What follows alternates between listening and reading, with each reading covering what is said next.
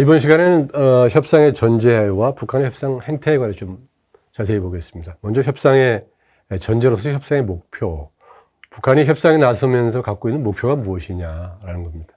우리가 한번 논리적으로 또 북한의 회담에 나왔던 북한의 행태를 통해서 한번 더듬어 보려고 합니다.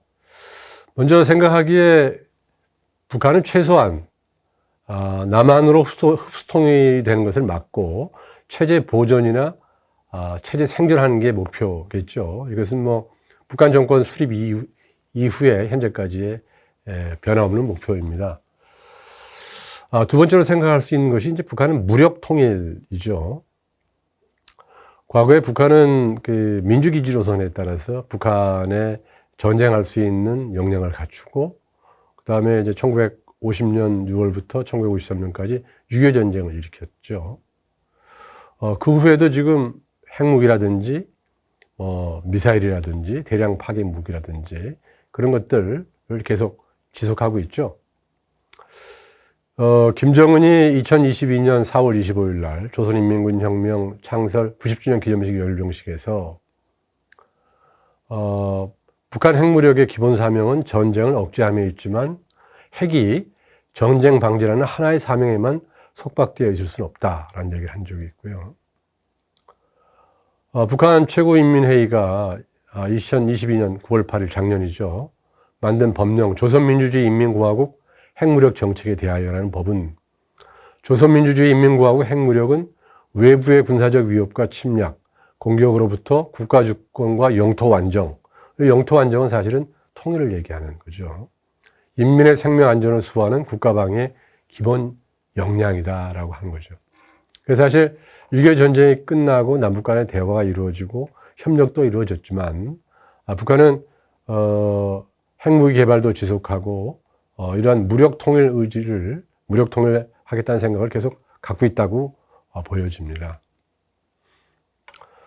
또 한 가지 될 수 있는 게 이제 북한의 남조선 혁명 전략이죠. 북한이 이제 그 남조선 혁명 전략으로 이제 그 병행하게 된, 남조선 혁명 전략을 병행하게 된 것은, 북한이 6.25 전쟁을 통해서 무력 통일을 할 수 있다고 생각을 했지만, 이제 사실 실패로 또 끝나게 되죠. 그리고 이제, 대한민국의 역량이 강화되면서 더 이상 무력으로는 통일할 수 없다는 생각에 따라서 이제 혁명 전략을 취하게 됩니다. 그래서 북한의 가장 그 법보다 위에 있는 상위 규범이라고 할 수 있는 조선노동당 규약에 보면, 남조선 혁명을 민족해방 인민민주주의 혁명이다 이렇게 얘기를 했어요. 그러니까 1980년 6차 당대회에서 나왔던 조선노동당 규약에는 남조선 혁명을 민족해방 인민민주주의 혁명이다 얘기를 했고, 김정은 집권 이후에 2016년 7차 당대회에서는 민족해방 민주주의 혁명이다 라고 다시 정을 했습니다. 과거 80년 6차 당대회에서 했던 인민민주주의 혁명에서 인민이 빠진 거죠.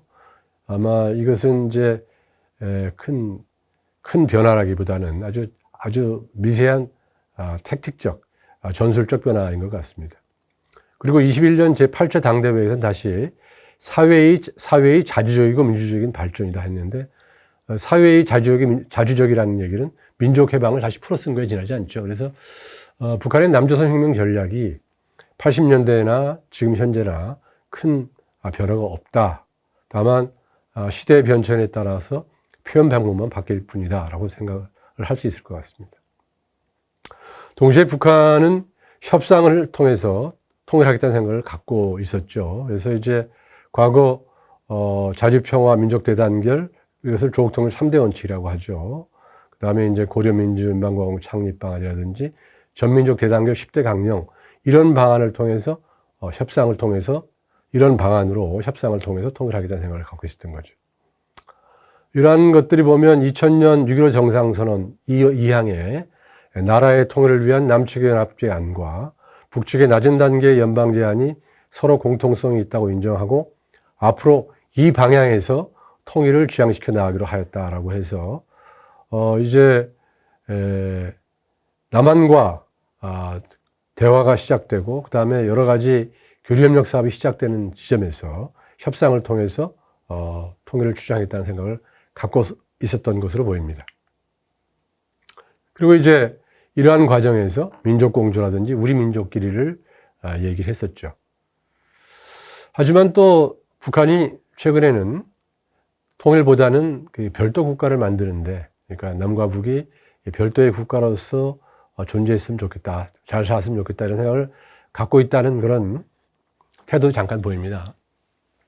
북한은 이제 민족주의 담론을 보면 크게 보면 우리민족주의와 조선민족제일주의가, 우리민족제일주의와 조선민족제일주의가 있습니다. 우리민족제일주의라는 얘기는 사실은 한민족을 얘기하는 거고요.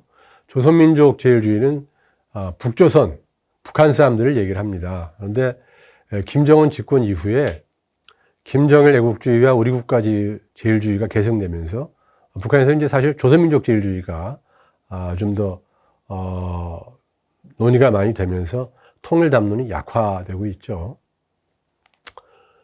윤석열 대통령의 2022년 8.15 때 그 담대한 구상을 밝힌 적이 있습니다. 북한 핵 문제 해결에 관해서 여러 가지 것들을 정정해서 종합적으로 발표한 바 있죠.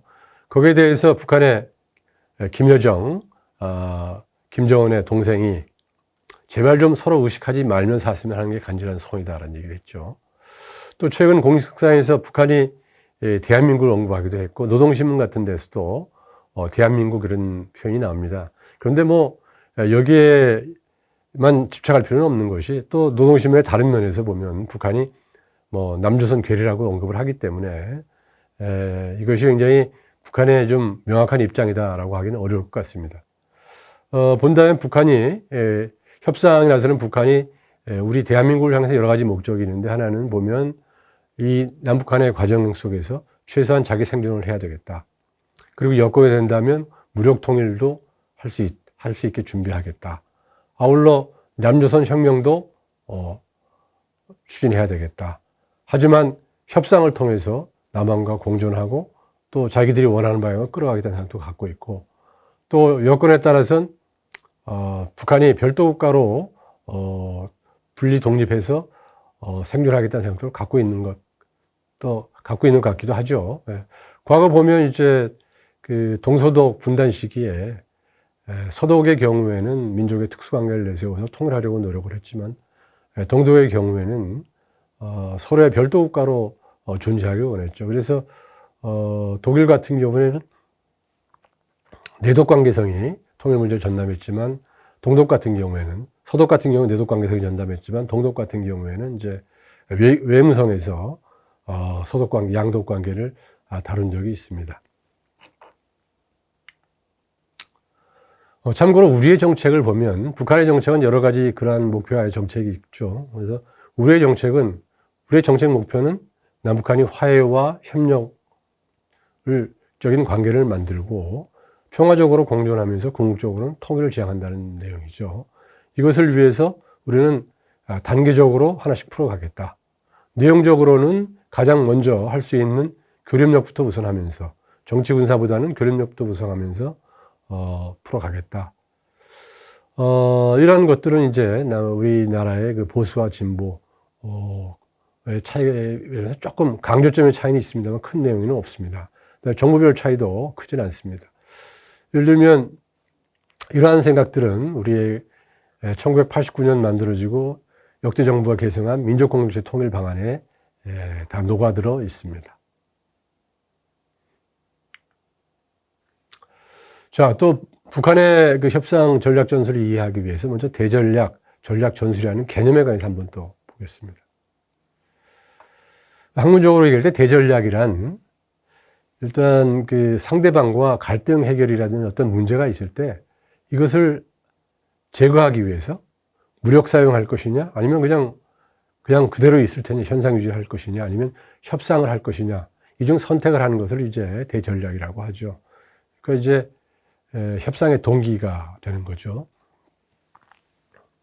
이 대전략은 냉전기, 탈냉전기, 신냉전기 다릅니다. 그러니까 우리가 세계대전 이후에 동서독 통일 이전까지를 냉전기라고 한다면, 동서독 통일을 전후하에 탈냉전기가 있었고 이제 다시 신냉전기가 되는 거죠.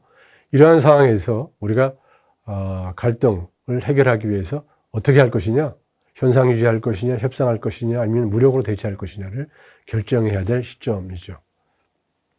또 하나는 이제 왜 협상을 하는가? 이득을 위해서 하는가, 아니면 손해를 방지하기 위해서 하는가라는 건데요.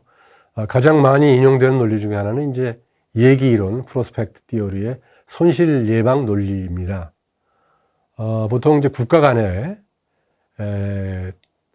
바로 이익보다는 손실에 더 신경을 쓰이기 때문에 확실한 손실을 방지하기 위해서 위험 부담을 안더라도 회담을 한다, 협상을 한다라는 것들이 좀 더 설득력 있게 인용되고 있습니다. 우리가 이제 북한의 협상 전략 전술을 쓰기 때문에 이제 전략 전술의 개념에서 잠깐 보겠습니다. 스탈린, 과거 그 사회주의자였던 스탈린이 전략 전술 개념을 썼는데요. 전략이란 그때 혁명 단계에 있어서 프롤레타리아의 주요 공격 방안을 결정하고 여러 세력들을 적재적소에 배치하며 혁명의 전 기간을 통해서 혁명 단계마다 수행해야 할 활동 지침이다. 그러니까 혁명 단계별로 방향을 전하는 거죠. 전술이란 혁명운동의 만조, 간조, 이러한 그 혁명의 발전 세태 등에 따라서 비교적 단기간에 하는 거죠.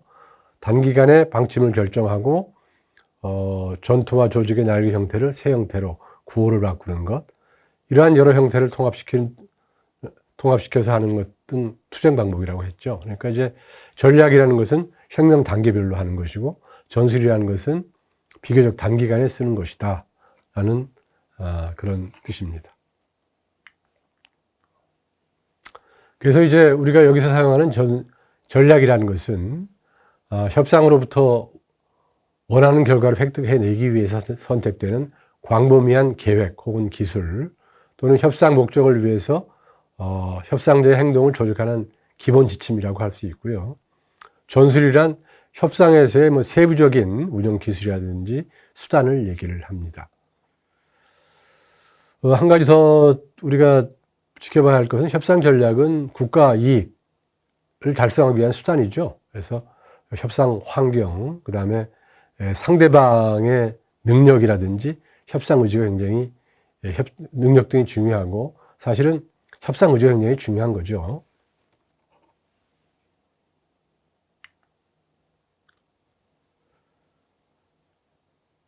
자, 그러면 북한의 협상 전략 전술에 관해서 한번 보겠습니다.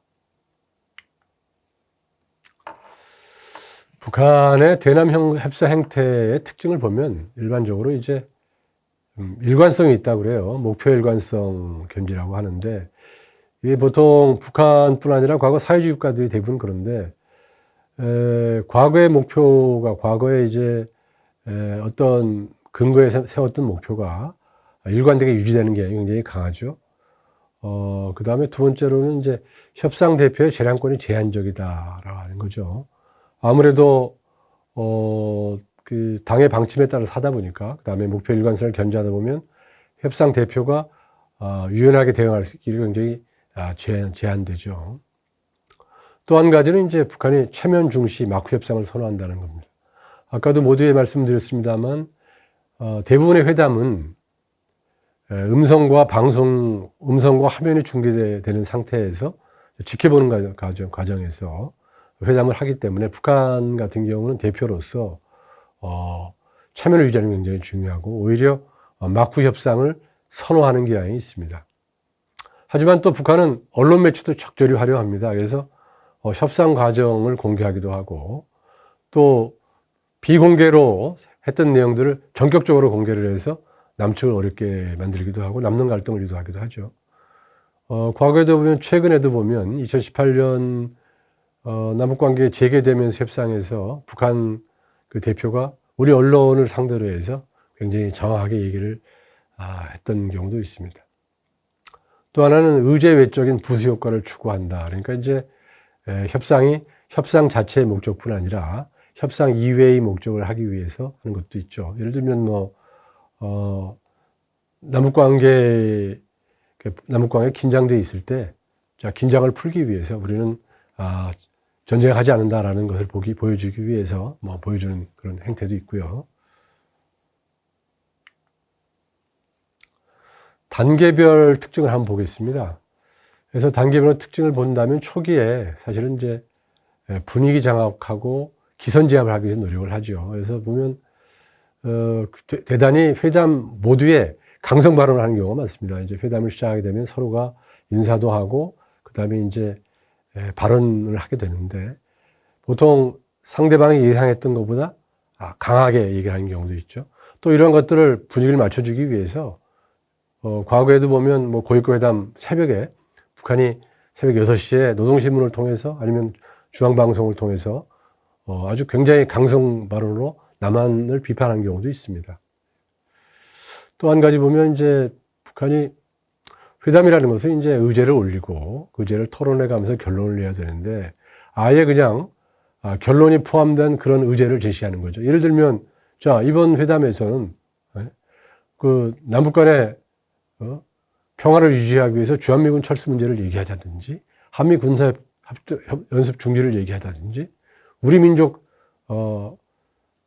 민족끼리의 원칙에 따라서 뭐를 하자든지 이런 얘기를 꺼내는 경우가 있는데 이런 것들은 보면 이제 협상을 어떤 방향으로 끌고 가기 위한 거죠.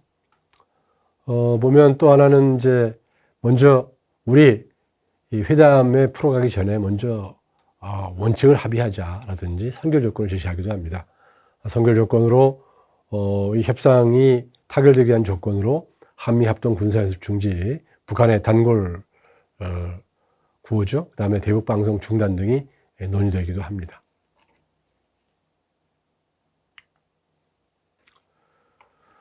진행 단계에서는 우리가 많이 봤습니다만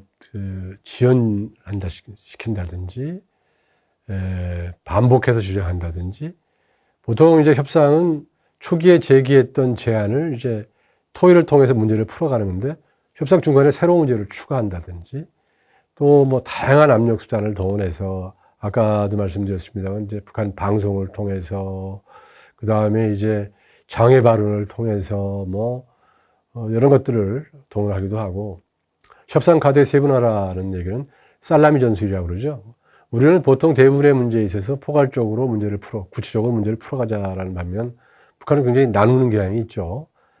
그래서 그 여러 가지로 나눠가지고 협상의 이득을 최대화하려는 경향이 있고 또 북합상의 일방적 무효화와 이행 깊이라는 것은 전 첫 시간에도 강의를 했습니다만 첫 시간에도 강의에서 설명이 되었습니다만 우리가 많은 합의서를 체결했음에도 불구하고 지금 지켜지는 것들은 별로 없죠. 그런 것들을 얘기를 합니다. 종결 단계에서 이제 포괄적 합의와 일괄 타결을 주장을 하죠. 그 다음에 회담 결렬의 책임을 남측에 전가하기도 하고 해서 그 남북 협상에서는 그 합의를 하지 못하거나 아니면 공동 보도문으로 끝난 것도 굉장히 많고요. 회담이 끝나고 나면 서로의 책임을 전가하기도 합니다. 그리고 이제 여러 가지 것들 우리의 기본 입장은 지금 풀 수 있는 것부터 단계적으로 풀어가자는 입장인 반면에 이제 북한 같은 경우는 전제 조건을 제시하고 포괄적 합의, 그 다음에 모든 것들을 연결해서 일괄 타결을 주장하는 이런 것들이 이제 특별한 행태라고 할 수 있겠습니다.